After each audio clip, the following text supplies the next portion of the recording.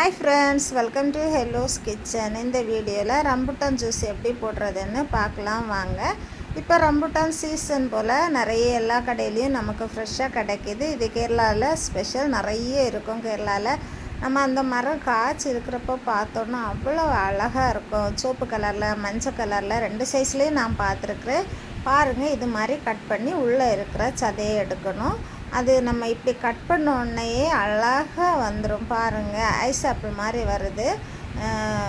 இப்படி ஒரு திருக்கிட்டு எடுத்துட்டோன்னா ஒரு சைடு வெளியே வந்துடுது. உள்ளே இருக்கிறத ஒரு ப்ரெஷர் கொடுத்து வெளியே எடுத்துடலாம். நம்ம இது மாதிரி நம்மகிட்ட இருக்கிறது எல்லாத்தையுமே கட் பண்ணி எடுத்துக்கலாம். நான் கொஞ்சமாக எடுத்துருக்குறேன். 1 கப் ஜூஸுக்கு இது கணக்காக இருக்கும். நம்ம இது எல்லாத்தையும் ஒன்று ஒன்றா கட் பண்ணி எடுத்த அப்புறமா இதில் இருக்கிற சதையை மட்டும் கட் பண்ணி எடுக்கணும். உள்ளே இருக்க சீடு நமக்கு வேண்டாம். சீடு நம்ம இதை 2ஆக கட் பண்ணோன்னா அதில் இருக்க அந்த தோடோடு சேர்ந்து வரும். அந்த கொட்டையில் இருக்கிற தோலும் சேர்ந்து வரும். அது ஜூஸுக்கு நல்லா இருக்காது. அதனால் இந்த மாதிரி இதில் இருக்க அந்த ஃப்ளஷை மட்டும் கட் பண்ணி எடுத்தால் போதும். எவ்வளோ தேவையோ அதுக்கு ஏற்றாப்புல நம்ம கட் பண்ணி எடுத்துக்கலாம். பாருங்கள், நான் இப்போ கட் பண்ணப்போ எனக்கு 1 கப் ஜூஸுக்கு எவ்வளோ தேவையோ அது மாதிரி கிடச்சிருக்கு. இப்போ நம்ம ஜூஸ் ரெடி பண்ணலாம். அதுக்காக மிக்ஸி ஜாரில் கட் பண்ணி வச்சுருக்கிற ரம்புட்டான் ஃப்ளஷை சேர்த்தாச்சு. கூடவே 2 ஸ்பூன் சுகர் சேர்க்குறேன்.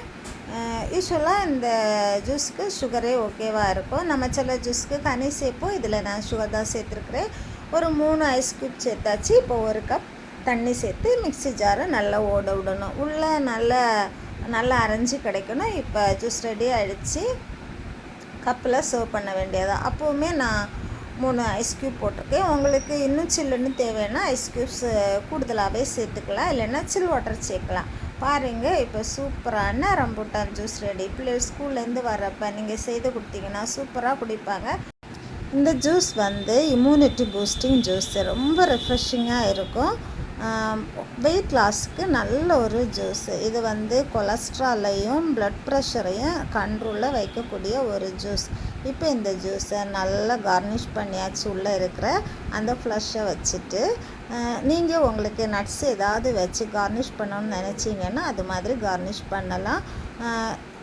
நல்ல வெயில் காலத்துக்கு சில்லுன்னு குடிக்க ஒரு சூப்பரான ஜூஸு. நீங்கள் ட்ரை பண்ணி பாருங்கள். எப்படி வந்துச்சுன்னு கமெண்டில் சொல்லுங்கள்.